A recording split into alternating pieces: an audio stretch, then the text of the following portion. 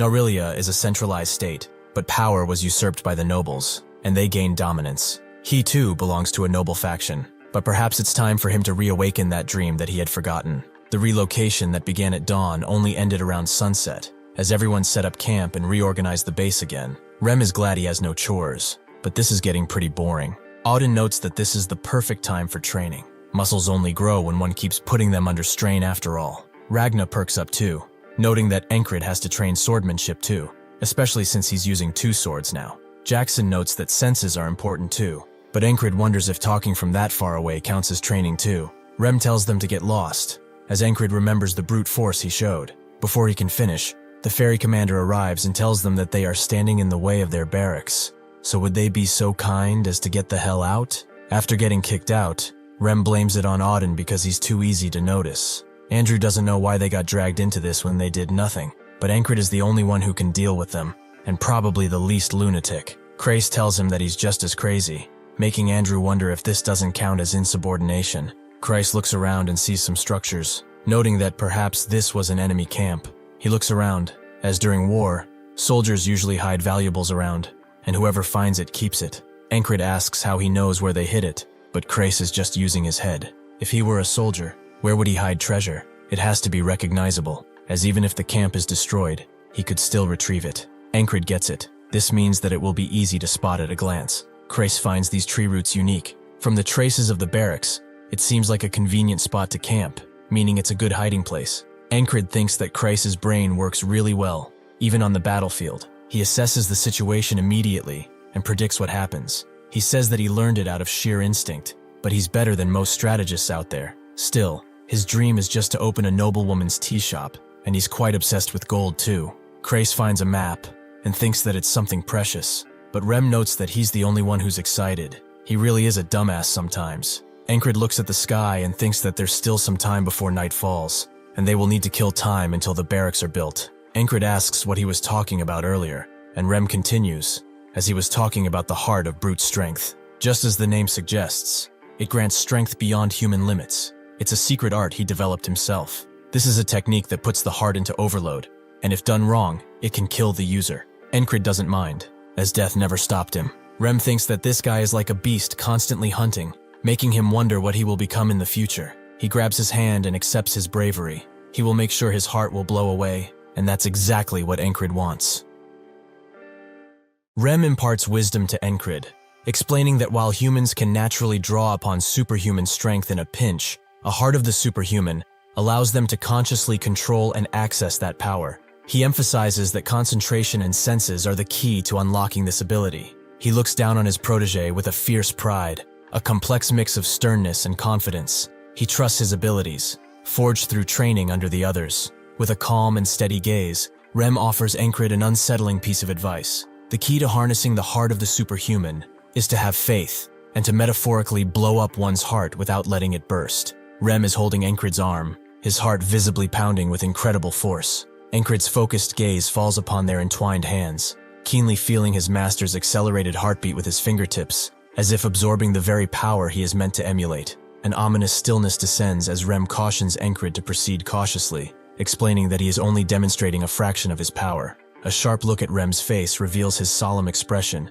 as he delivers a dire warning. Failure to proceed slowly will cause Encrid's heart to burst, resulting in his immediate death. In an exhilarating moment of understanding, Encrid's eyes widen as he finally grasps the immense challenge before him. With newfound determination, he resolves to blow up his own heart, just as his master has, while the others silently observe from a distance, their faces a mixture of expectation and concern. With a wry grin that quickly shifts to a look of mild disappointment, Rem mutters that his worries were indeed useless. His expression hardens as he observes Encrid, realizing with a sigh that his protege is currently making no progress in replicating the difficult technique. In this critical moment, Rem's frustration mounts as he realizes Encrid is repeating a past pattern, advancing with incredible speed, only to hit a sudden wall. He confronts Encrid, believing that he is holding back deliberately. While a baffled Encrid looks on, the others share a knowing glance, silently concurring with Rem's frustration. They acknowledge Encrid's peculiar habit of sudden and inexplicable stagnation, as it has happened many times before. Encrid's face displays a portrait of intense bewilderment as he questions the fundamental nature of the task. This moment of profound doubt instantly triggers an explosive reaction from Rem.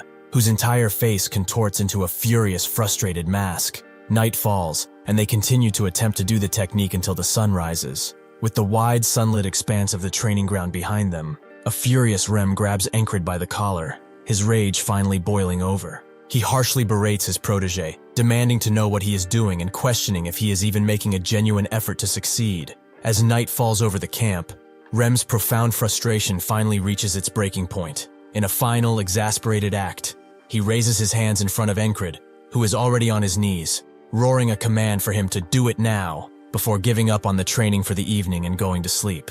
Within the subdued glow of the lamplit tent, a frustrated and exhausted Rem sits alone on his bed, his thoughts consumed by the day's training. Suddenly, Krace inquires about the boss's whereabouts, only to be told that the leader is apparently preparing to swing his sword, like he always does. Jackson sits comfortably on a bed, idly toying with a wicked-looking dagger, as he dismissively offers his own perspective on the situation. He bluntly suggests that Encrid's lack of progress is due to the uselessness of Rem's specific skill, and casually proposes that it would be more effective if he were to assume responsibility for his training. With a look of utter contempt and simmering fury, Rem looks down on his fellow mentor, his face a hard mask of simmering rage. He delivers a brutal, terse warning, demanding that they wait for their turn to speak and not to interfere with his methods, more bluntly, to shut the hell up. Lying nonchalantly on a bed in their shared tent, Ragna delivers a cutting insult to the defeated and weary Rem, who sits with his back to the viewer. He plainly states that if motivation isn't the issue, then the problem must be the teacher, while an enraged Rem shoots back with an angry and personal retort, calling him a bum. Rem's mind wanders, consumed by his own lingering frustrations, as he recalls the origins of his signature technique. He reflects on how he created the heart of the Superman by meticulously modifying the skills of his tribe, intending for a person to first get a feel for the power with a special spell, before eventually learning to control it entirely on their own. Lying on his bed, Rem's mind continues to race with mounting frustration, as he desperately thinks that no matter what he tries, Encrid just won't grasp the concept. He finds himself reflecting on a grim past, recalling that even the most formidable spellcasters from his own village could not master the skill on their first attempt, without nearly dying in the process. Reclining on his bed, Rem's mind races with a grim reflection on how the Heart of the Beast user took an agonizingly long time to master their skill. He thinks it's time to give up entirely if there is no hope left to continue. He shifts in his bed at the thought, but outside, as he's swinging his blade, Encrid looks more determined than ever. The next day, Rem resumes his difficult teaching of Encrid, as the other mentors gather around, silently observing the renewed attempt. The training focuses on his bandaged arm, its surface throbbing with a powerful, rhythmic beat. With a weary sigh of exasperation, Rem decides to end the frustrating training for the day, telling Encrid that it is simply not going to happen yet. Suddenly, though, Encrid grabs his hand, which clenches into a resolute fist as he powerfully demands more, his face radiating unshakable determination as he commands Rem to keep going. A defeated Rem can only stare back, acknowledging his protege's efforts while thinking there is no point in continuing. With a furious expression and a ferocious grin, Encrid demands that Rem intensify the training to stimulate his heart even more powerfully. Rem is left utterly astonished and speechless by his protege's unbelievable command. With a newfound authority, Rem confronts Encrid, delivering a grave warning that his heart could burst if he isn't more gentle. He is left astonished by the sudden audacity, questioning whether he's being asked to kill him. Encrid's face fills with a fierce and desperate resolve as he commands Rem to proceed with the training without hesitation. Rem's expression is one of utter astonishment, as if he cannot comprehend the immense resolve of the man in front of him. Rem's mind races with conflict as he questions why he is even going along with the extreme training, believing that continuing will not make Encrid learn the skill, and will likely only lead to his demise. Even if he doesn't die, he will become a cripple, but still he does not want to deny his request for some reason. Rem's mind finally shifts, convincing himself that Encrid knows the skill will work out fine, and that the protege is not acting stupidly. With this grim resolve, he takes decisive and violent action, finally striking Encrid with his hand on his chest. As he does that, Encrid's heart suddenly begins pumping violently, as he notes that this was the right choice. With a thundering sound from within, his heart explodes, and Rem realizes what he just did. The others jump in to save Encrid, but it's too late, as his heart beats for one final time. From a dark and empty place, the ferryman observes the exhausted Encrid and expresses his confusion, stating that he does not understand the events he is witnessing. He notes that the day's arduous training was not a wall, With a look of fierce defiance, Encrid declares that he chooses his own limitations and his own obstacles. The ferryman, left utterly bewildered by Encrid's bold statement, can only stare in disbelief and question what he's possibly thinking. Encrid, with a grim and knowing smile, reveals the final secret of his training. He confesses that he has been learning the heart of the superhuman by using the method he knows best, rather than the one he was taught. After coming back, Encrid admits to himself that while he can feel the effects of the strenuous training, he simply cannot do it on his own. With a resigned look, he remembers what Rem told him, that he needs to acknowledge his limits and that it's okay to give up sometimes. Kneeling on the ground in solemn defeat, Encrid's thoughts reveal his unshakable resolve. He believes that to give up is to be satisfied with his current state, and to him, that might as well mean his death. With his sword glowing in the darkness, Encrid thinks about how he finds a perfect method for himself. Just like before, he focuses on a single point, a skill that previously allowed him to fight against a stronger enemy without fear. With his sword in hand, his thoughts return to the core of his training as he questions what he needs to learn the heart of the superhuman, and where he should even begin to master the powerful skill. He tries once again with Rem, but the same thing happens, and he dies once again. The mysterious ferryman, holding a glowing lantern, appears before Encrid and issues a direct and powerful challenge. He questions whether this is all Encrid can do, or if he will continue to fail with a heart that explodes. Kneeling in solemn understanding, Encrid explains the true nature of the heart of the superhuman, revealing that it allows a person to use the superhuman strength they only get in life or death situations at will. With his eyes glowing with determination, Encrid reaches a chilling conclusion. He believes that the skill should be easier to activate in an actual life or death situation, which he can summon at will, basically. The ferryman looks down at Encrid with a saddened expression, declaring that the boy has completely lost his mind. He questions whether Encrid has considered the immense pain he will suffer from his actions. With an unbreakable will and a glowing aura, Encrid declares that he is willing to endure any amount of pain if it allows him to continue walking his chosen path. This is his final, resolute answer. After regressing, Rem informs Encrid that the training will not happen today. With a resigned expression, he tells his protege to stop his solitary efforts and get some rest. The tension from the previous scenes has completely vanished. Encrid, with an unwavering will, tells Rem that the training will work if he just presses his heart harder. Rem, with a look of utter horror, questions whether Encrid is asking him to end his life. With a chilling finality, Encrid calmly confirms that he is in fact asking Rem to kill him. Rem, in a fit of rage and utter disgust, tells Encrid not to drag him into his insanity. Encrid, with a cold and calculated accusation, calls Rem an aristicide, knowing the term is a personal provocation. Rem is incensed by the cruel jab and threatens Encrid, telling him to stop bringing it up lest he gets a hit to the head. Encrid questions why Rem is reacting so differently today, coming to a chilling realization that even if the wall is of his own making, if he does not surpass it, the day will simply reset. With a somber look, Encrid thinks to himself that it is fine because he can continue training, but he is left to ponder why Rem would not listen to his simple yet deadly request.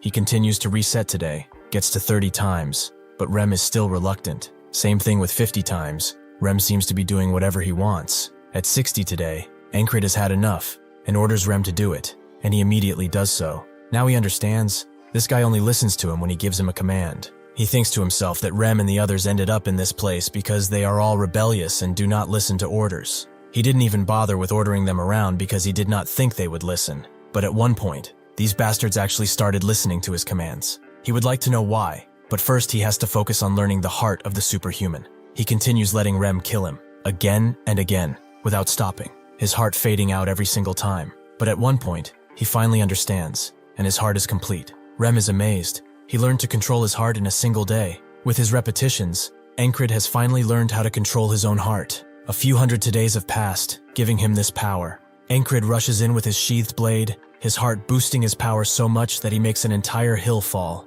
The others are impressed, especially Ragna, who calls him strong. Rem wants to know two things, whether he is from the West, and if he is actually a hidden genius. Encrid responds with honesty, he is neither. With new power surging, Encrid is overwhelmed by agonizing side effects. He lies in his tent, his mind racing as he confronts the heavy, unexpected price of his latest acquisition.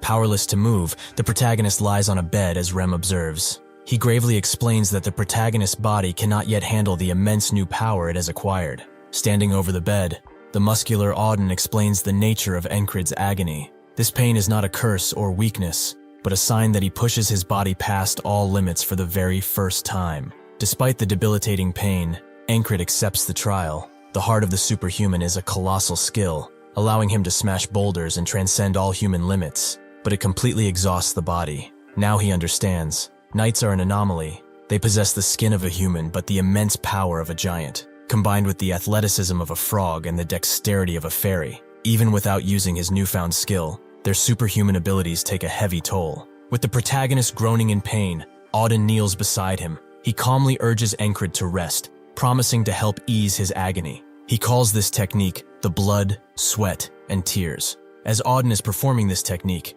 Encrid realizes this is his biggest wall yet. Kneeling beside the bed, Auden uses a focus skill to loosen Encrid's muscle knots, explaining the Balak-style massage technique. He demonstrates the powerful art, showing Encrid the precise points where he needs to press to relieve the pain. Despite the unbearable agony, Encrid forces himself to endure it, recognizing that this new technique will prove useful. He accepts the pain, determined to learn and master the skill, no matter the cost. Rem, however, believes that Encrid will really die if this insanity keeps happening. As a bright sun shines overhead, Encrid reflects on his ordeal. His legs are still visibly bruised, a testament to the pain, but the muscle knots are gone, and he feels much better, proving Auden's technique really does work. Encrid, despite being advised to recover, struggles with the enforced rest, feeling his time is wasted. He resolves to at least maintain his weapons, reflecting a warrior's inherent need for readiness. Auden confronts Encrid, holding his sword. The protagonist offers a flimsy excuse about cleaning his weapon, but Auden's intense glare expresses his obvious displeasure. Krace offers to take Encrid's weapon to clean it for him. The injured protagonist looks up in surprise at the unusual offer, as he rarely does anything for free, if at all. Krace is quick to reveal this to be a mere transaction. He charges Encrid for the service, prompting a back-and-forth bartering session between the two. With Encrid confused as to why he's asking for so much, Krace notes that the sword is of high quality, so naturally, he will have to put much more effort into it. He also demands Encrid's other sword, knowing he dual wields. Encrid thinks that he said something about dual wielding, but they are all taking it nonchalantly. He thought they would try to stop him at first. Even highly skilled warriors prefer to hold a single blade, as most consider the difficulty and risk dual wielding carries to not be worth. It is hard to hold a sword up without proper training, and one cannot put enough weight into a swing as with one sword, making one's strikes naturally weaker. Encrid gazes forward with a vexed expression, questioning why someone isn't stopping his dual wielding.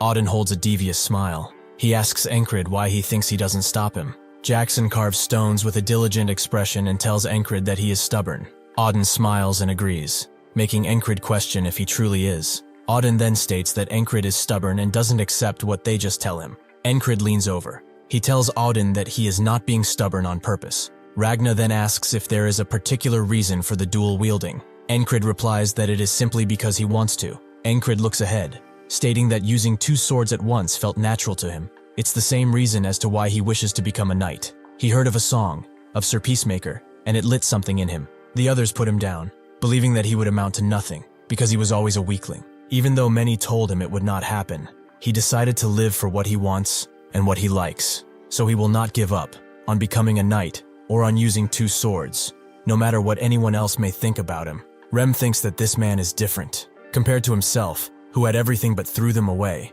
the man started with a single sword, yet continues to push forward. Rem states that he likes Encrid for this reason. Ragna looks on, stating that he has a strange taste. Rem then tells Ragna not to worry because he hates the rest of them. Ragna then replies that he also dislikes the rest of them. Jackson feels inclined to agree, and even if he is a man of God, Auden feels the same. They start bickering amongst each other for this reason, but seeing how bored he is, Axon invites Encrid to train, stating that they can train if he's bored with wasting time. Encrid responds, saying that Auden told him to stay still. Jackson then agrees, telling him that he just has to use his eyeballs. He will be learning dodging sense next, which should be useful to him. Christ polishes Encrid's blade, thinking that it looks as good as new. He overhears some men's conversation as he concludes that the main battle is taking longer than expected. One man states that neither side appears to be backing down. He then continues that Marcus is doing something, and that their battalion cut off their retreat. Another man then states that there is a new unit within the enemy camps. The men then conclude that it appears to be the ones who ran away after fighting them. Christ thinks this is not good. He needs more information, as clearly the Aspens are trying something new. Somewhere else, Jackson explains that evasion means seeing with your eyes and dodging. He says training the sense of evasion is about pushing your reaction speed to the extreme. But first, one needs dynamic vision. He plans to throw stones with letters on them and have Encrid read and answer. Jackson briskly throws a small stone. Encrid's eyes widen slightly in surprise, and he wears a confused expression, clearly not understanding the current situation. Jackson then calmly states that he will throw another. Jackson continues to throw the stones, Encrid failing to see what they say each time. But the training stops at night, when Auden gives Encrid his massage. Suddenly though, a stone flies past Encrid's face, and Jackson demands the letter that was written on it. Encrid wonders if he waited until he was off guard, but Jackson tells him that on the battlefield, there is no mercy. The next day, as they train, something peeps out of the bushes near their camp, a dark figure, ready to strike.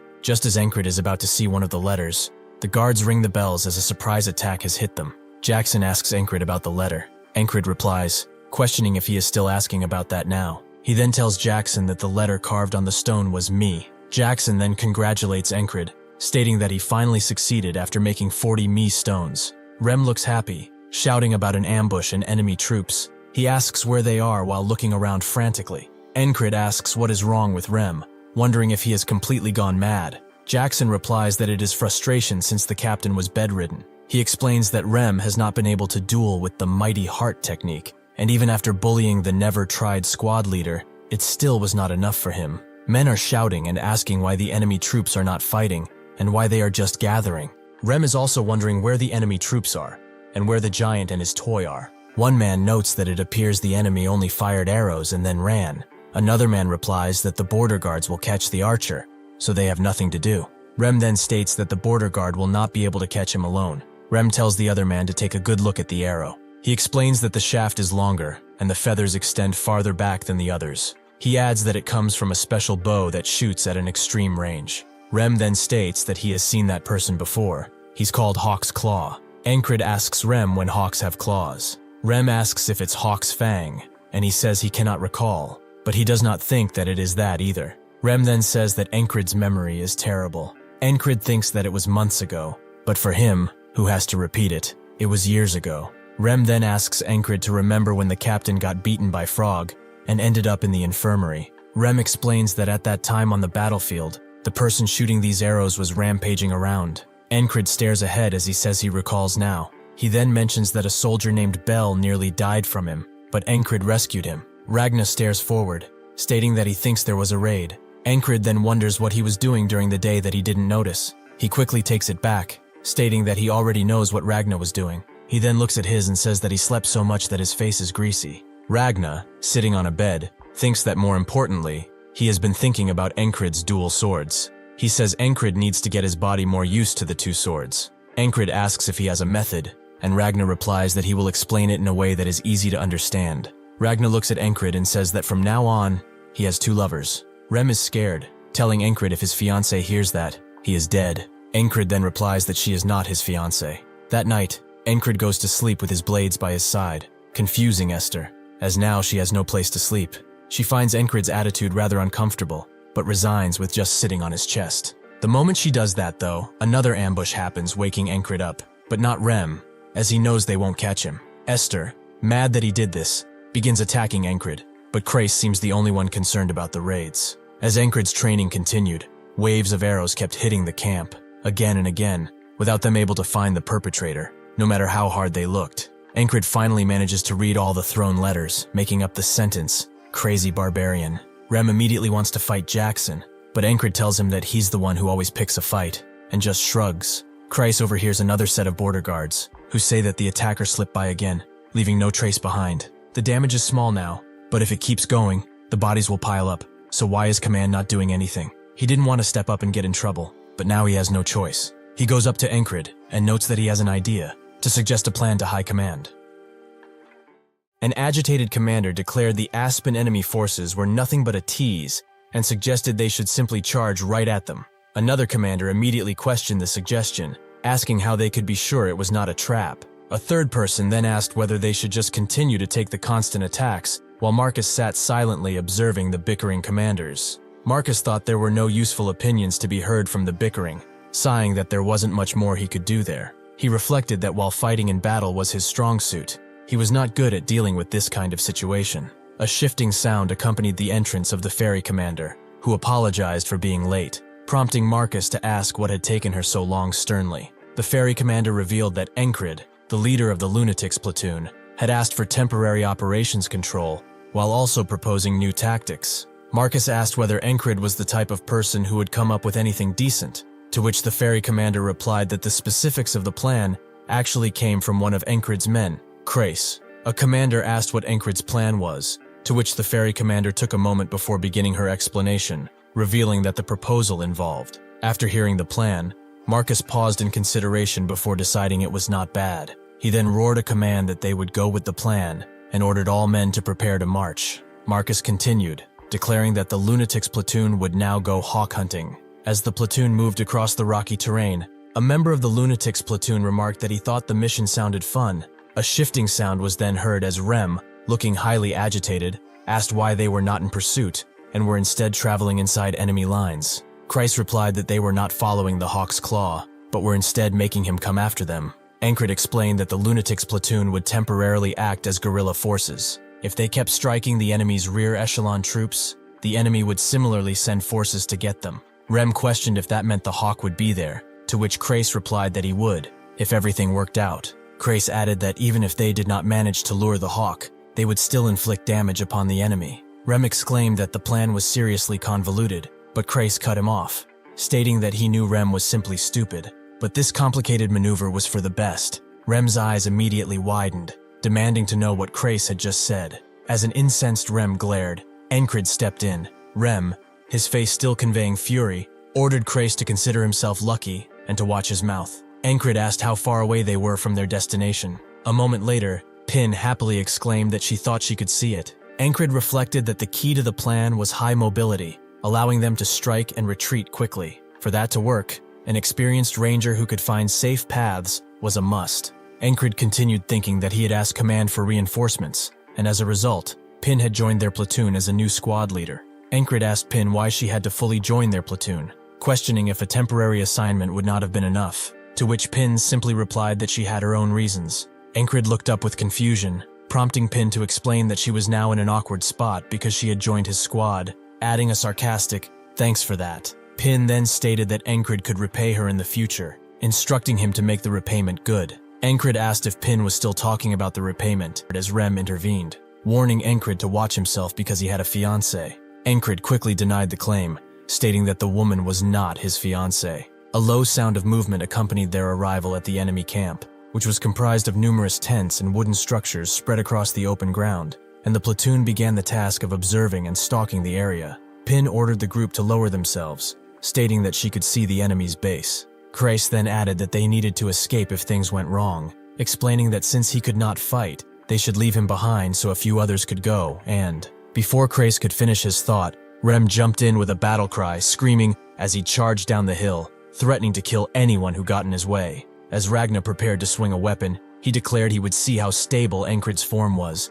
Encrid stared back, realizing the action was meant as a test. While they descended rapidly down the rocky terrain, a loud swish of air and debris followed their movement, and Encrid thought to himself that even there, his training was continuing. The guards at the enemy camp looked on in confusion as Rem happily shouted as he approached and greeted them. One guard questioned who Rem was and asked his comrade if he knew the man. The second guard replied that he did not, then asked his comrade if he didn't know him either, beginning to question who Rem was. Rem immediately attacked, launching a projectile that struck the guard directly in the head with a sickening impact, causing blood to splatter everywhere and the guard to fall back. The remaining guards screamed as Encrid and Ragnar landed and continued their swift movement down the hill. Powerful sound of movement followed Rem's kick, which had generated a cloud of debris that blinded the guard. Rem used this distraction, charging at swift speeds to put himself directly in front of the enemy guard. Encrid watched the action, wondering what he was seeing, before realizing it was the quickest charge he had ever witnessed. He smiled,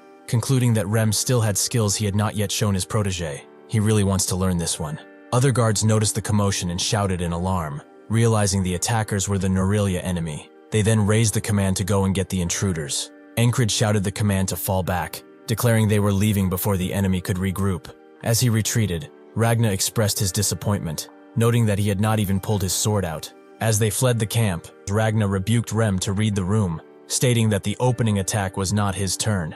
Rem fired back, asking if Ragna wanted him to split his windpipe. Encrid then firmly put an end to the squabble, reminding both men that they were still in combat, and there will be plenty of opportunities to fight in the future. As a pink-orange hue settled over the sky, the group attacked a second time as they raced down a steep, rocky incline towards the enemy position. One of the enemy guards, having anticipated the attack, quickly threw a knife, shouting in recognition that it was the same intruders again. Encrid recalled the training he received, thinking to himself that he needed to use his dodging sense, look with his eyes, and then dodge. Encrid swiftly avoided the thrown knife. Jackson commented that it had taken Encrid 0.4 seconds to see and avoid the attack. Jackson continued his attack with a sharp motion, declaring that Encrid needed to lower his reaction speed to at least 0.1 seconds to be able to say that he had fully grasped the dodging sense. After the guard took a blow to the neck that caused him to grunt in pain, Encrid questioned Jackson in astonishment, asking if he was counting the time.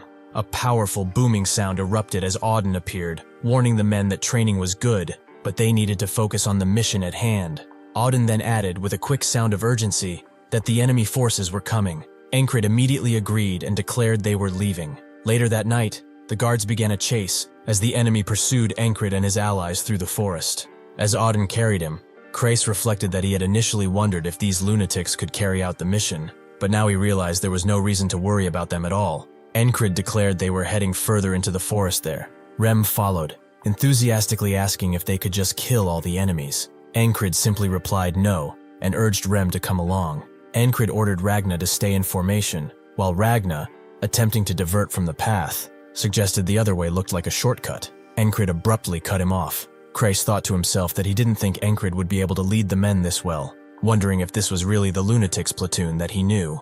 After a while of running, Jackson stated that the enemy had stopped chasing and suggested they set up camp right there. Encrid sat down, thinking that after realizing his platoon members followed his orders well from the today when he learned the heart of the superhuman, it had gotten a lot easier to control them. Encrid continued reflecting that Rem's charge that morning was something else, noting that Rem had been listening to him well these days. Encrid then wondered if Rem would teach him the skill if he simply ordered him to. Encrid called out to Rem, who was lying down, and started to ask about the charge he had made earlier. Rem immediately sat up with a fierce expression, cutting Encrid off by warning him to think again if he was really going to ask about that. Encrid wondered why Rem was suddenly refusing, noting that he had never refused to teach him before. As Rem lay resting, he thought that while it was good for Encrid to want to learn, the younger man had forgotten something. Encrid realized what Rem meant, thinking that he had not even thought about the skill himself. Encrid continued his internal monologue, realizing he had gotten too used to giving out commands, and that growth brought about by others was superficial. He concluded that he needed to go back to his roots. Rem mentally responded that Encrid needed to think about the skill himself first, believing that learning would be more worthwhile if he did. As they began their run the next day, a sound of heavy breathing was heard, and a character identified as Andrew complained that they had been jogging non-stop since they started. He groaned that they were moving at such a high speed through the mountains that he felt he could collapse at any moment. Andrew continued thinking to himself that he knew the lunatics would be just fine, but he was surprised to realize that even Crace and the boss were holding up this well. Andrew gasped with exertion, thinking that Encrid definitely wasn't this strong when he first met him, and wondered just how he had improved so much, thinking to himself that he, too, wanted to achieve more, clenching his fist in renewed determination with a sharp sound of resolve. Andrew's guard, Mac, thought of Andrew, recalling that ever since he was dedicated to Andrew as a friend of the young man's father, he always stayed by Andrew's side in place of his friend, who had passed away with the fall of House Gardner. Mac continued his internal monologue, reflecting that Andrew had always seemed like a child,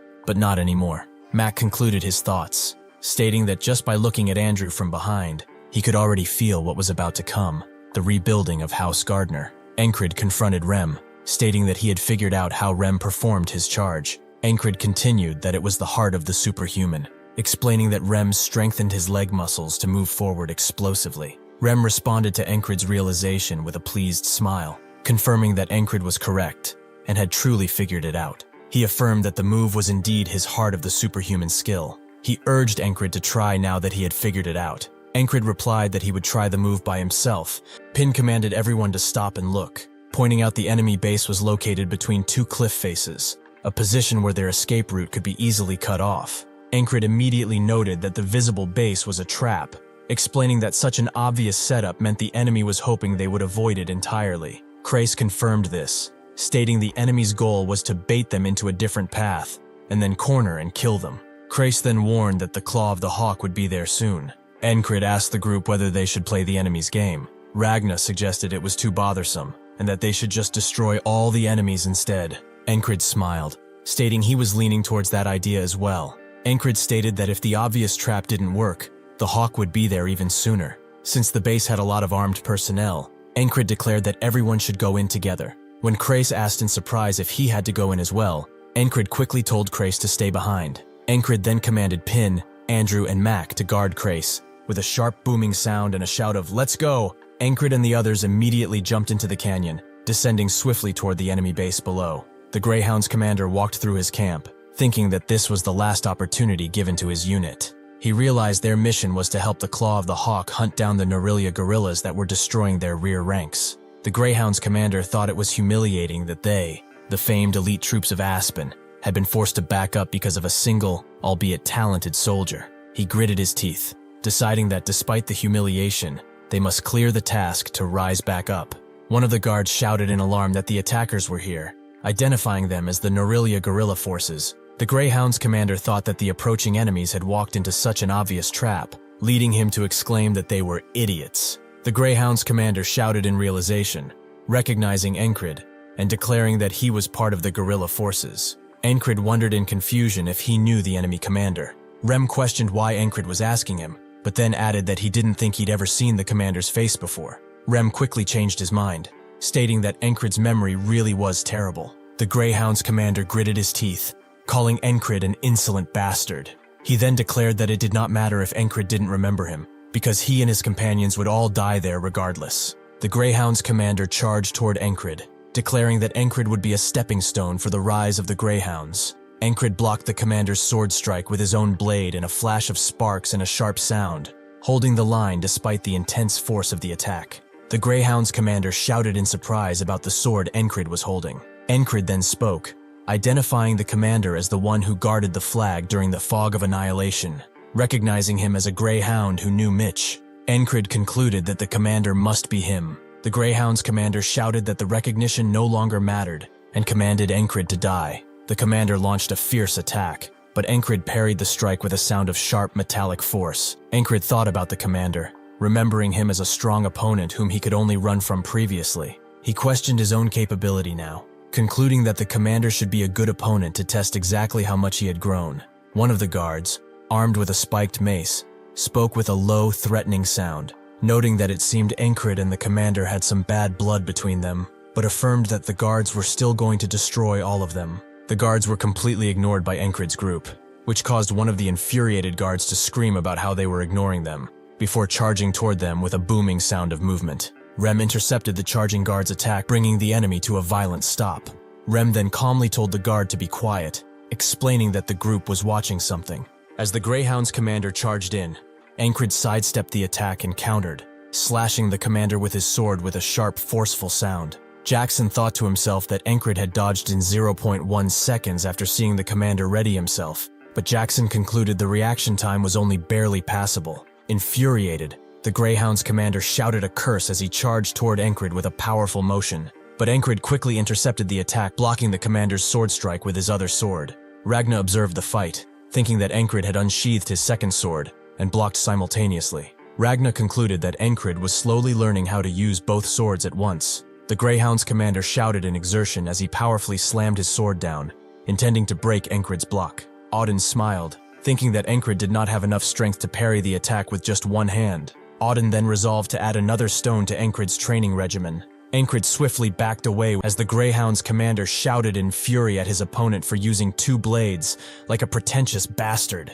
Rem looked on with an intense grin, shouting, "That's it!" as he recognized the activation of Encrid's heart of the superhuman skill. Encrid's heart began beating soundly with a sharp, resonant sound as he fully activated the heart of the superhuman, enabling him to charge toward the commander at explosive speed. The Greyhound's commander shouted in shock as Encrid's explosive strike connected, the force of the blow pushing the commander back with a massive booming impact. Encrid's attack did not stop with the push. He immediately followed through, using his second sword to pierce the Greyhound's commander in the neck, causing blood to spray as the man fell back. As Encrid stood over the defeated Greyhound's commander, who was gushing blood, A guard reacted with disbelief, shouting that there was no way their commander could have lost. Rem laughed loudly, declaring that was it, and that he knew the heart of the superhuman would suit Encrid perfectly. Ragna added that the performance was not bad, while Auden smiled, expressing confidence that God was surely smiling down on their brother's progress. Rem yelled down at the enemy troops, shouting at them to get out there in front of him. Rem grinned fiercely, declaring that his axe wanted to celebrate by tasting some blood. The remaining guards charged forward with a sharp sound of determination, shouting for their comrades to show the pride of the Grey Dog and to fight to the last man. Auden intercepted the charging guards' attack, bringing the enemy to a violent stop. Auden then shouted that he would answer the enemy's courage by sending him to the Lord's side. After Auden struck the enemy guard, causing him to grunt in pain and be knocked back with a jarring sound, Andrew watched and questioned in astonishment how Auden had blocked the attack barehanded without even getting a scratch, wondering what kind of muscles Auden had. Pin smiled playfully and asked with a curious sound whether Auden actually looked kind of useful too. Rem charged forward with a fierce expression, bringing his axe down onto an enemy guard's weapon in a sharp, clanging strike. After Rem struck the enemy's weapon, Ragna immediately followed with his own attack, striking the same enemy guard and sending him flying back with a grunt of pain. Rem yelled in disbelief, cursing Ragna as a mad, lazy bastard, and demanded to know if Ragna had been planning to slice him up too. After Rem accused him of attempted friendly fire, a guard shouted a command to die as he drove his sword down at Ragna, who remarked that it was a shame Rem had dodged the strike. Ragna then effortlessly dispatched an incoming enemy guard who charged at him, cleanly cutting the guard down with a swift motion. M cursed Ragna as a cocky bastard before Rem swiftly and powerfully attacked another guard. Ragna looked down on Rem and asking if Rem was scared now. Rem shouted at Auden, calling him a lump and telling him to inform his god that Rem would be sending him a friend. Auden smiled playfully, replying that the Lord says he doesn't need friends like that. Krace then shouted, asking if the two were seriously going to fight right then. The remaining guards seized the opportunity created by the infighting, shouting the command to encircle them while they were split from within. Amidst the enemy charge, a sharp, swift sound of movement was heard as Jackson appeared, eliminating all the charging guards instantly with a burst of thrown knives, leaving them bleeding and collapsed on the ground. Encrid told Jackson that there was no need to kill them all, noting that most of them were already wrecked anyway. Before Encrid could finish his thought, Jackson saw something coming from the forest and immediately reacted. As an arrow came flying in, Jackson moved swiftly, managing to block the incoming arrow with a sharp, explosive sound of impact. Encrid asked if they were here, and Jackson confirmed that they were, identifying the attacking force as the Hawk's Talon. Rem leaned forward, asking Encrid if he knew the difference between a sniper and a hunter, enthusiastically stating that hunters were way more fun than snipers, especially axe hunting, calling it awesome. Encrid looked on, questioning what Rem was trying to say. Rem stated that if one received a gift, one should give one back. With a swift, powerful motion, Rem then charged into the forest, leaving Pin behind to shout for him to wait. Pin looked on in concern, asking if Rem could act alone like that. Krace replied that Rem was not someone who would die off somewhere, telling Pin to leave him be. Andrew told Encrid that they should get out of there for now. He explained that the enemy main force might pursue them from over there, and if they stayed put, they would become the Hawk's targets. Encrid agreed with the necessity of leaving, declaring that they would use the best way to blind the enemy and get out. The enemy camp erupted in a massive fire, burning the structure down, as Encrid noted that this destruction seemed to have become a habit. As fire raged in the background, a cloaked figure sighed, noting the smoke. A nearby archer lamented that the enemy had slipped out of sight, then asked the Hawk's Talon what he intended to do next. The hooded Hawk's Talon replied to his subordinate, giving the simple command to pursue the enemy. As the group scaled the sheer rock face with sounds of climbing effort, Encrid thought that Rem acting alone wasn't planned, but acknowledged it was not a bad tactic. Encrid continued to think about the situation, noting that Rem was targeting the Hawk's Talon, who was in turn targeting the rest of them. Encrid realized they could now act as bait to deliberately draw the Hawk's attention. He also thought that since they had chosen rough terrain on purpose, there was only a slim chance the Hawk could see them. Encrid continued to think, noting that since they had picked terrain that was hard to shoot in, the spot was comfortable. He concluded by giving Rem permission to hunt as he liked. While hunting in the forest, Rem looked up and thought that the memory brought back old times. He recalled that back then, he was the exceptional hunter the tribe had held high hopes for. Rem continued to reflect, noting that he couldn't return to that time now that he had left, but he could summon the memories for a moment, specifically from the moment they first met. While in pursuit, one of the Hawk's Talon men noted that the targets escaped well at awkward angles, but stated it was just stalling and that the Talon would not lose his target. Suddenly, the man was decapitated, causing his head to fly off with a stream of blood as the Hawk's Talon remained as still as he was before. Another enemy soldier screamed "Ambush!" and commanded the remaining men to scatter. The enemy forces dispersed as Rem continued his aggressive charge into the group. Rem continued his chase, cutting one of the scattering enemy soldiers down with a booming, forceful strike, while the dying man cried out in pain. He continues his deadly pursuit, taking out one guard after another, until none are left. The Hawk's Talon ran in panic, thinking about Rem, calling him that barbarian and wondering what was happening. The Talon was astonished that there had been absolutely no sign of the barbarian and wondered when he had suddenly appeared. Rem continued his fierce charge, as the Hawk's Talon gritted his teeth and launched an arrow with a powerful echoing sound, declaring that hunting was always on his side. Rem smashed through the incoming arrow with his axe. He followed through with the strike, slamming the backside of his axe directly into the Hawk's Talon's shoulder. The Hawk's Talon cried out in pain as he was struck, but Rem stood over him, shouting for the Hawk Brat to stop whining and use more strength. Rem declared that this was a rare hunt and commanded the Talon not to end it so boringly. Rem finished the Hawk's Talon with a swift, powerful strike using the Talon's own arrow, slicing the enemy across the throat. Rem then looked down at the defeated foe, stating that the fight was lame to the end, stating that he had wanted the man to suffer more while they were at it. Rem added that the fight was also an opportunity to brush up on his rusty hunting skills. Rem paused in thought, realizing with a surprised expression that he had just acted exactly like the lieutenant. He concluded that after being around Encrid so long, he must have learned the behavior without even realizing it. Rem continued his thoughts, reflecting that the lieutenant accepts he lacks talent and thinks about how to move on to the next step. Rem realized that if he also adopted that accepting, reconciled attitude and made it his own, then Rem concluded his reflection, stating that he didn't know how meaningful this choice would be and that maybe nothing would change. He decided he should just give it a try, like the lieutenant he had seen.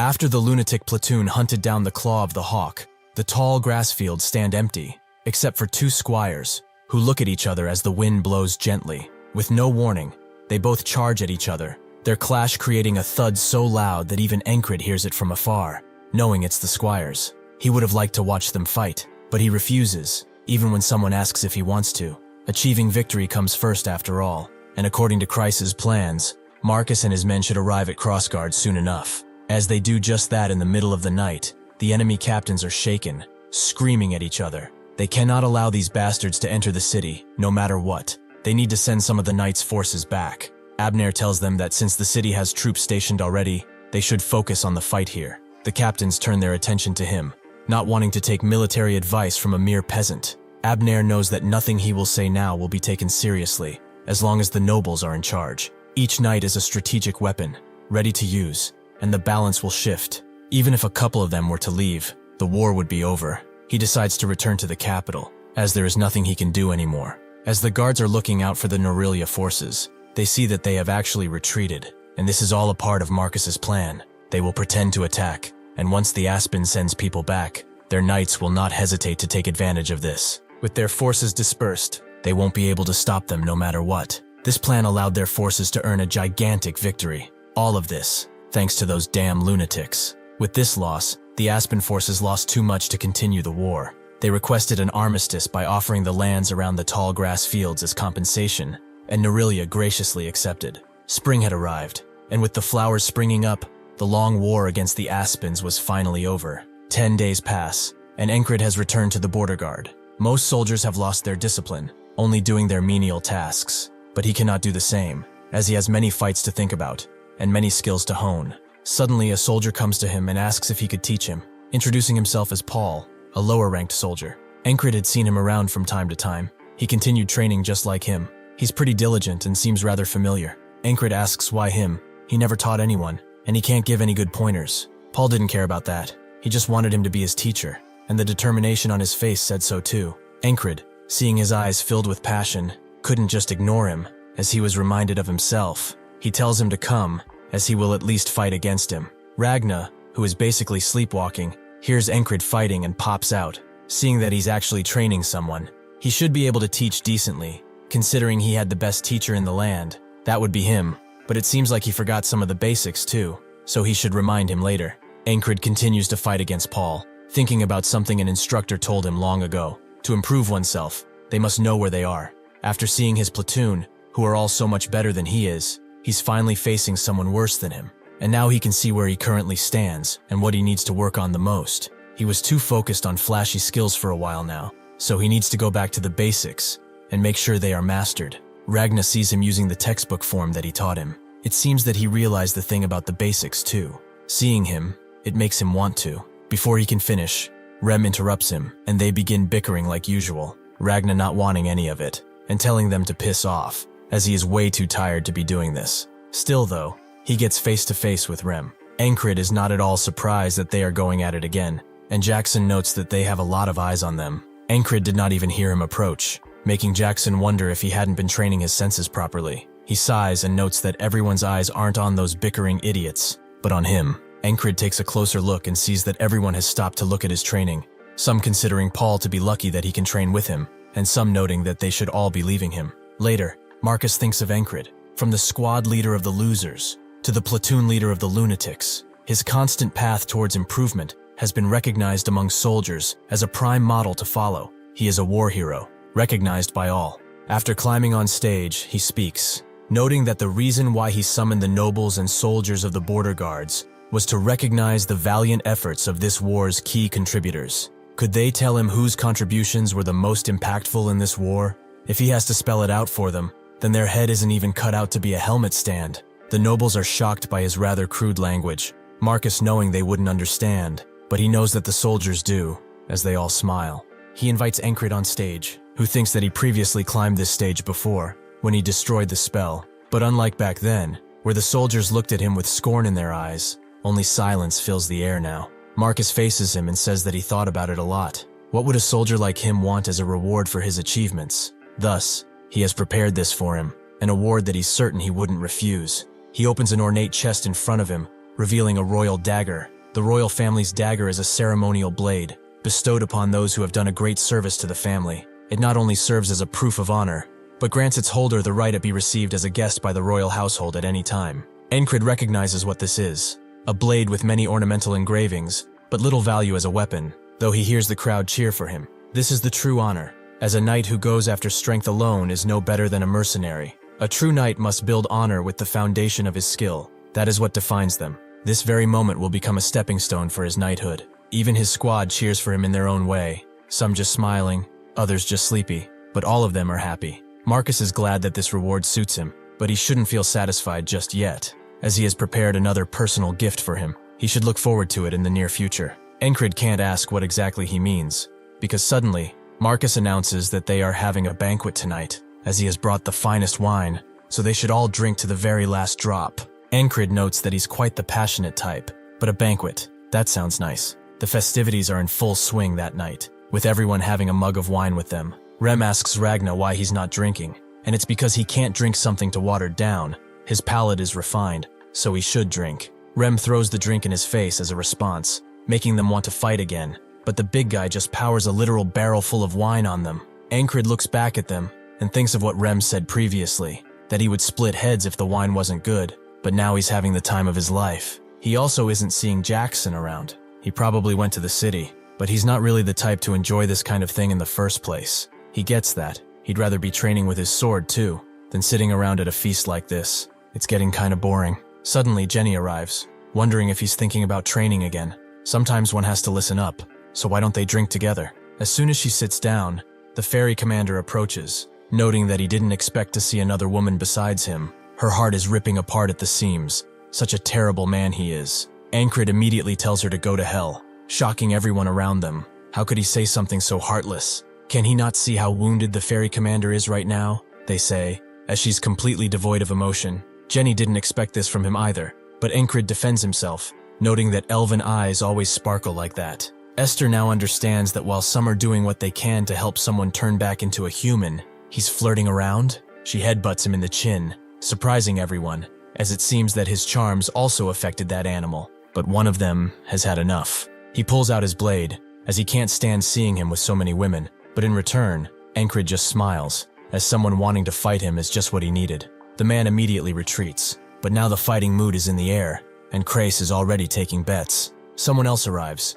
One of the border guard veterans has come to introduce a rookie to Encrid, as he wanted to meet him. As they talk, the recruit stares at the ferry commander, seemingly smitten by her beauty, but she tells them that they came at the wrong time, as Encrid has his eyes on just sparring now. After the fight is done, Encrid thinks that this is nowhere near enough. Once he starts, he just wants more and more fighting. If he's to fight, it would rather be with someone stronger. He stares at everyone, but they are seemingly refusing to duel with him, making him wonder why. So Crace informs him that not everyone is as crazy as he is. Andrew, however, would like to take up that challenge, as this is how he's going to prove himself. Everyone stops whatever they are doing to see Andrew approaching Encrid, as through him, he has learned what it truly means to never give up. He dreamed of reviving his family name as it was his mother's dying wish, but knowing his own shortcomings made him anxious and impatient. For someone like him, the commander who runs straight towards his goal with no rest is both a role model and someone he respects deeply. That is why he, Andrew Gardner, requests a duel with Encrid. He too has trained, so he will not fall behind, and show him that here and now. The wind blows gently, Encrid thinking that the spring breeze carries mana and announces a new beginning. Truly, this is the perfect night to fight. He accepts Andrew's challenge and will face him with everything he has. As they fight, Encrid mentions the day they met, where he said that someone can only take his command if they best him. Andrew asks why he's bringing up his embarrassing phase from the past, and Encrid confirms that it is the past as he swings his blade away. As he's different now, Andrew charges back in with glee, and Rem tells Encrid to go easy on him, as that virgin is still persistent. Encrid has noticed, too, that his youthful arrogance has gone, and in its place came caution and experience. Truly, just from the way he is fighting, he really is quite different. Their relationship, along with their skills, has changed. He begins pushing Andrew back again and again, until eventually, he manages to push him to the ground. He gives him a helping hand, with Andrew announcing that he's going to leave tomorrow. The time for the House Gardner to rise has come. If he comes to the capital someday, he is invited to stay at his manor, although of course, he would probably want to stay at the palace since he got the royal dagger and all. Encrid ruffles his head and notes that he's looking forward to visiting. Andrew wants to cry, but instead he smiles. It's fine though, because Mac is crying plenty for him already. He wipes his tears and boogers on Rem's hair, and Andrew goes to join them. Encrid hopes the feast will go on all night, so that Andrew and Mac have no regrets when they leave. After sunrise, they immediately boarded a wagon for the capital. They were both a mess, having suffered the entire lunatic platoon all night, but he will be a patriarch noble the next time they meet, so sending him off like this wasn't that bad. Even though they just feasted last night, he will not just skip a morning of training. This is his own promise to himself, and it's only natural in his path to becoming a knight. Marcus arrives expecting him to be here, and Encrid looks at him, but he sees someone behind him, a frog, and what seems to be a knight. Marcus notes that this is the present he prepared for him, and suddenly the knight gets into position. Encrid notices, and the knight teleports right to him, but Encrid manages to block, surprising both the frog and the knight. They are impressed, so they decide to see what he can do. They let out a bunch of feint attacks, but Encrid can feel each and every one of them on his skin. His thighs being stabbed, his arms being dismembered, his head being decapitated. All of these blades that they are throwing out are all telling him the same thing. If he stands back, he will live, but if he keeps pushing forward, he will die. Encrid has seen death many times already, so he chooses that. He will no longer let his dreams be just dreams, even if he has to die 1,000,000 times. If he can just make a single step, then that's fine. If he can't walk, he will crawl, worm his way forward if he has to. The knight is surprised to see this, and as Encrid makes his last step, the frog intervenes, and the knight notes that they have never seen anything like him before. He withstood that, even without being able to manipulate it at all. If he stood there any longer, he would have really died. Encrid asks for their identity, and she identifies herself as Asia, Proto-Knight Asia. Encrid, after hearing this, falls on his back, but Jackson catches him, and Rem is really curious. Does she expect to get away with this just because she's a Proto-Knight? She's confused. Who are these guys? The frog analyzes all of them. The barbarian in the front, the silent one, and the big oaf. They are all incredibly talented, especially the one in the back. From his blonde hair and red eyes, he seems to be from the north, and even if he had just awoken, he is already at his full potential. Marcus tells them to stand down, as it's not what it seems, and Isha guesses this is the lunatic squad. They really are insane. Rem asks what the hell they are doing, but Marcus interrupts him and asks the frog if she thinks Encrid can become a knight. The squad is taken aback by this. What do they mean? The frog thinks that the reason Marcus called them is that frog eyes can determine whether someone is talented or not, and to see if he has what it takes. This is the present that Marcus prepared for Encrid, but unfortunately, she has to break the bad news. It's impossible for Encrid to become a knight. He has pretty obvious limits. It's impressive that he made it here in the first place, although there is still someone she's interested in. She asks Ragna if he wishes to become a knight, and he tells her to piss off. She heard that these lunatics only follow their leader's command, and it seems to be true, for him to refuse an offer from a red cape knight.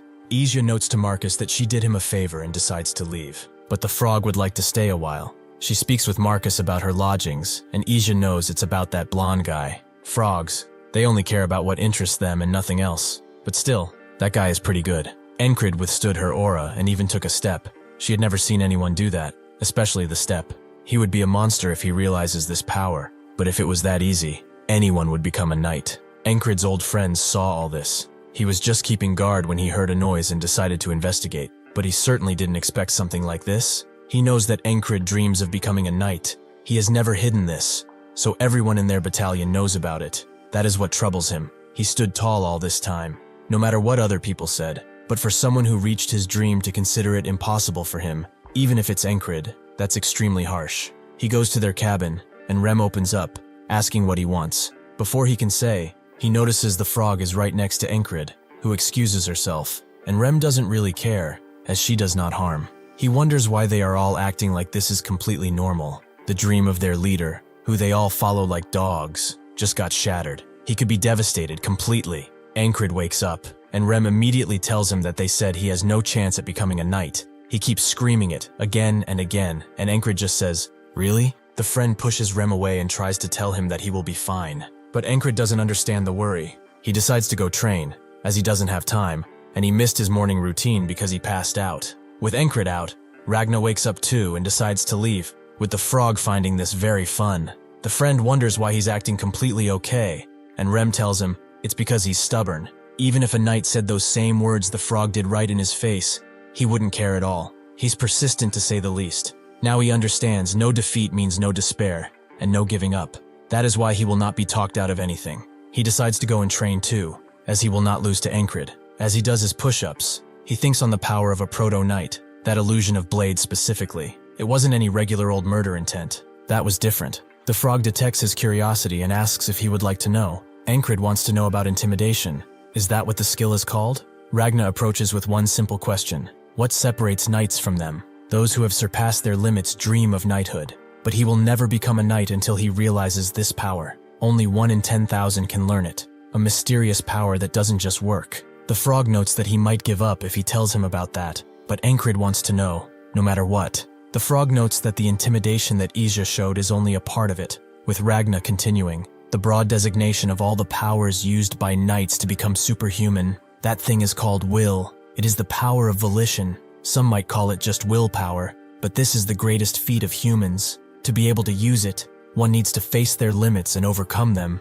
and then to truly understand. He stops himself, noting that he will just figure it out, as he can't say yet. The frog explains that will manifests differently, depending on the individual. The method for one to realize their will is unique. Although all this talk is meaningless when he hasn't even broken through his limits, Ragna agrees with her assessment. Encrid understands, but then, what should he do to overcome his limits? The frog once again notes that it's for him to decide. He can't know his limits until he reaches them.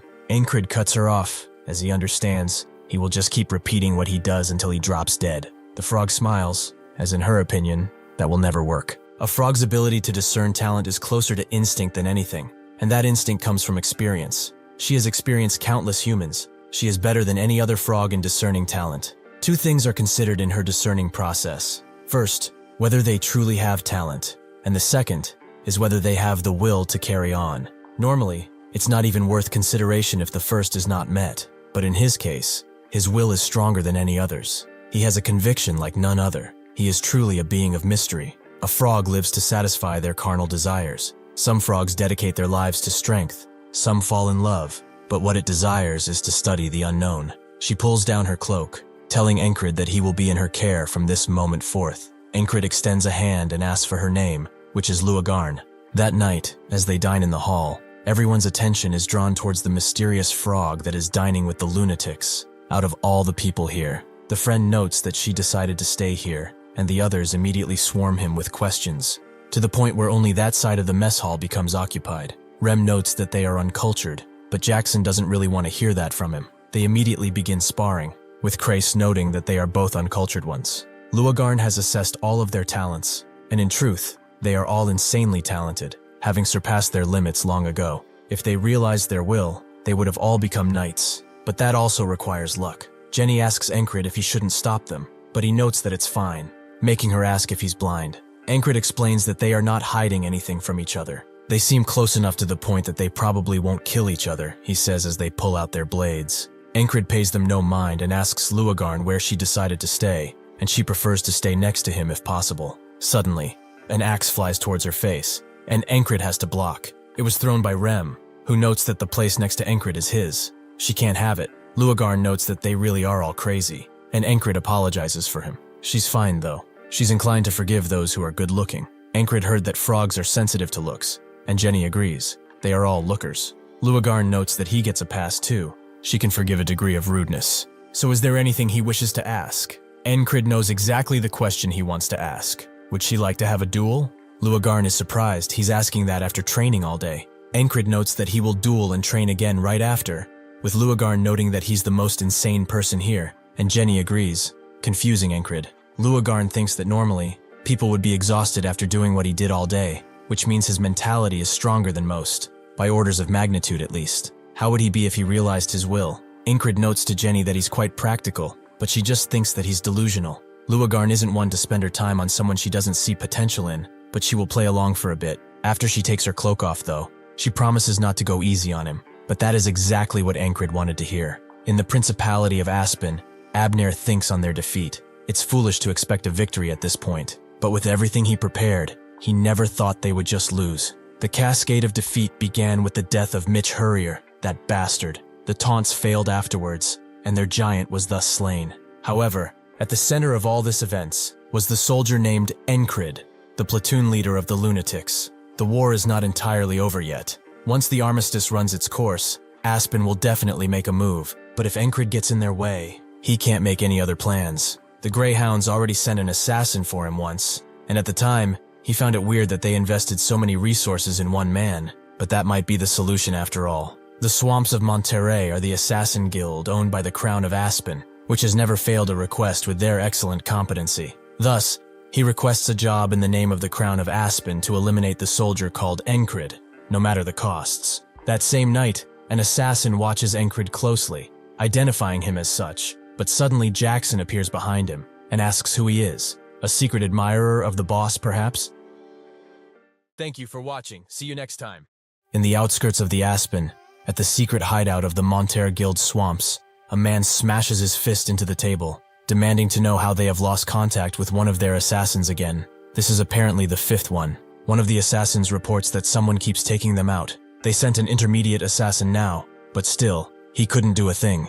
The old man knows that this request was sent by the Aspen Crown. If their guild, which is owned by them, fails this quest, the future of the guild will be unclear to say the least. He knows of only a few people who can take this request now. The best assassins in the guild, the Locks brothers. Regardless, they must complete the mission. As Encrid walks around town, people recognize him and begin handing out gifts, but he initially refuses. The people insist though, one man noting that his son returned alive thanks to him, and so they swarm him with gifts. In this massive crowd though, an assassin draws a needle-like blade, and two others sit nearby, waiting for the perfect moment. That moment soon arrives, and they all throw their blades at Encrid at the same time, but they get deflected by some crossbow bolts, and one of the assassins gets strung up by a noose. Encrid notices the air slightly shifting, but what was it? As Jackson chokes out one of the assassins, another appears, knowing that he's the bastard who keeps getting in their way, so he charges in, but Jackson uses the string to tie him up by the neck as well. The other assassin, who was sitting in the house, knows that this is bad. The brothers didn't stand a chance, and they need to take out the target now. Unfortunately for him, Jackson has noticed his presence already. He breaks his needle knife with a throwing one and strings him up too. Encrid approaches, asking what he is doing all the way over here, and Jackson notes that he just found some drunkards who were about to get run over in the streets, so he moved them to prevent that. Encrid senses alcohol in the air, but would do something nice for some strangers. Jackson asks if that's a problem, and Encrid says it's not and goes on his merry way. Jackson knows that Encrid has to spend this time getting stronger, and he won't let these idiots get in the way. although it seems that they keep getting better and better. That half-fairy and rat that came before them too was quite vicious. Still, who do they think they are? He makes his way to the shadowy part of town and goes directly to the guildmaster of the local assassin guild. He reports all that he has done, and she thanks him for it, but it seems like it's really the swamps of Montera. What should they do?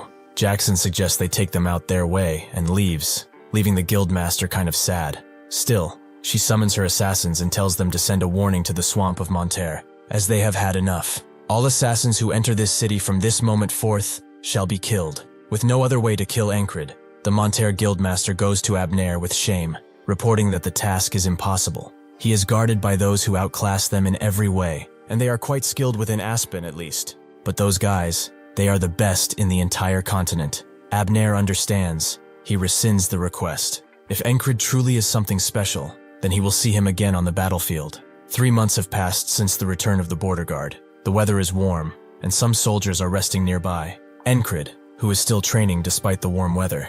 It seems that it wasn't just luck that made him stronger. He wonders how strong he will get if he trains like him, but Rem calls bullcrap. Ragna is sad too. He taught him everything, yet he's still like this? Everyone from the squad seems to be doubting him, even Luagarn. Was she mistaken? It's not that. He's just as untalented as she first thought, and she admits it to his face that he's in a slump. Encrid, however, doesn't see it that way. He's taking huge steps that nobody can truly see, except him. Just as the sun is about to rise, Kreis is under his blanket, trying to read something he apparently can't understand. As he does that, Luagarn pulls his cover, as he is too noisy, but as she berates him, she notices the letter he's reading, and Kreis asks if she can read it. As the sun peeks over the mountain, Encrid immediately gets up and notes that it's time for his morning training.